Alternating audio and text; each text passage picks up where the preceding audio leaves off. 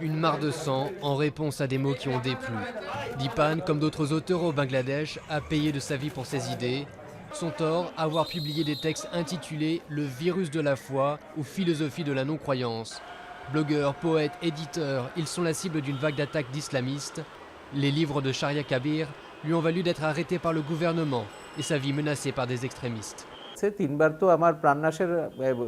ont essayé de me tuer 3 fois. L'un de mes associés est mort, un passant a été blessé et un conducteur de pousse-pousse est mort pendant une attaque.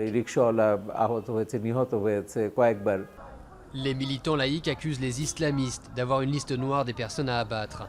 Le mode opératoire est souvent le même. Les victimes sont attaquées à coups de machette et de hachoir et abandonnées dans une mare de sang. Les assassinats se succèdent et certains accusent les autorités de ne pas réagir efficacement. Actuellement, nous sommes en guerre.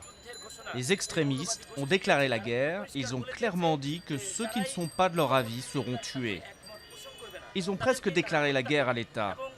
Et pourtant, le gouvernement ne prend toujours pas de mesures sévères contre eux, ou peut-être qu'ils ne veulent pas le faire. Face à ces accusations, le gouvernement a promis de traquer les meurtriers. En septembre, une première vague d'arrestations a eu lieu. Si ces assaillants présumés sont condamnés, ils encourent la peine de mort.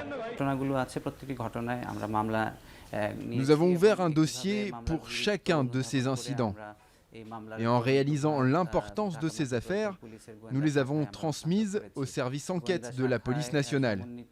Une enquête conjointe est en cours avec une équipe de policiers professionnels, qualifiés et doués qui enquêtent et suivent ces affaires. Bon nombre de blogueurs qui défendent la laïcité sont passés dans la clandestinité et écrivent maintenant sous des pseudonymes. D'autres ont même choisi de fuir à l'étranger.